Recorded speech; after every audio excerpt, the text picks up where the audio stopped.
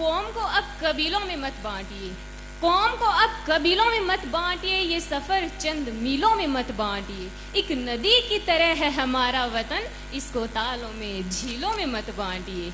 अध्यक्ष महोदय, सदन की राय में वर्तमान परिस्थितियों में समान नागरिक संहिता राष्ट्रहित में है। निश्चित रूप से मेरा मत सदन की विवेक संगत राय के पक्ष में होगा। बेहतर होगा कि शुरू से ही शुरू करूं। दरअसल नैसर्गिक न्याय की अवधारणा का आधार ही समानता है और इसकी रक्षा तभी हो सकती है जब कानून की दृष्टि में सभी नागरिक समान हों। लिंग, वर्ण, धर्म, भाषा आदि के आधार पर किसी भी प्रकार का भेद प्रकारांतर से प्राकृतिक न्याय की अवधारणा का अपमान ही है। एक देश एक विधान के बारे में कहीं कुछ भी तो गलत नहीं है, क्योंकि अगर ऐसा नहीं होता है तो ऐसे राष्ट्र कभी दीर्घजीवी नहीं हो सकते। और वो इसलिए क्योंकि समानता का भाव बोध ही राष्ट्रीय भावना का आधार तत्व होता है। जहां तक हमारे देश का सवाल है, लगभग 1000 साल की गुलामी के दौरान न जाने हमारे राष्ट्र जीवन में कितनी और कैसी विकृतियां आई। तुर्कों और मुगलों से लेकर फ्रांसीसियों, पुर्तगालियों और गोरी चमड़ी के गर्व से उन्मत्त अंग्रेजों ने कुल मिलाकर इसे एक अंतर्राष्ट्रीय धर्मशाला ही बनाकर रख दिया था। और धर्मशालाओं की स्थिति क्या बन जाती है, इसे सिरे से समझाने की आवश्यकता नहीं होती। फूट डालो और राज करो की कूटनीति के दम पर साम्राज्य विस्तार करने वाले गोरे तो ये चाहते ही नहीं थे कि इस देश में कहीं पर भी किसी भी प्रकार की एकता का भाव विकसित हो। फलतः उन्होंने पर्सनल लॉ के नाम पर एक ऐसे सत्यानाशी का बीजारोपण इस सच्चे श्यामला धरती पर किया जिसका जहर आज भी इस राष्ट्र की रग रग में व्याप्त है। याद रहे, ये वो ही अंग्रेज थे जिन्होंने होम रूल आंदोलन के दिनों में सांप्रदायिक आधार पर पृथक निर्वाचन क्षेत्रों के सीमांकन का सूत्रपात किया था। तुष्टीकरण के दम पर सभी धर्मावलंबियों को खुश रखने वाले उन मक्कारों को इससे कोई सरोकार नहीं था कि इस व्यवस्था के दुर्गामी परिणाम कितने भयावह होंगे। विदेशी राज सत्ता द्वारा अपने निहित स्वार्थों की पूर्ति के लिए व्यक्ति कानूनों को लागू करना तो समझ में आता है, लेकिन अफसोस तो इस बात का है कि आजादी के बाद लागू हुए नए संविधान में भी समान नागरिक संहिता का प्रावधान नहीं किया गया, जो एक विनाशकारी भूल साबित हो रही है।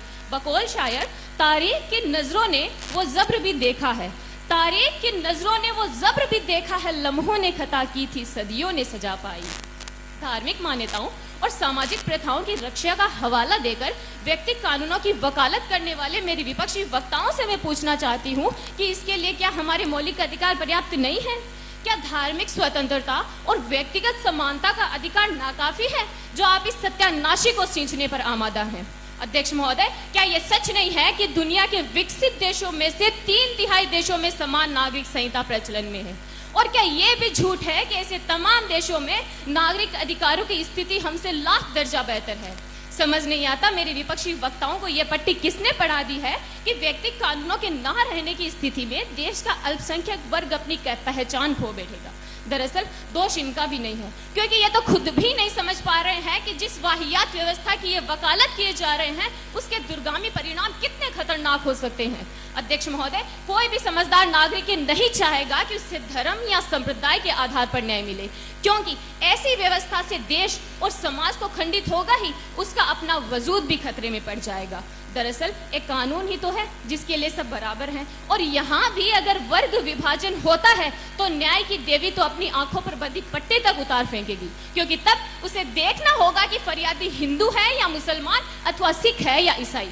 और वो इसलिए क्योंकि तब उनके द्वारा किए गए अपराध की सजा उनके लिए निर्धारित व्यक्ति कानूनों के मुताबिक अलग अलग देनी होगी।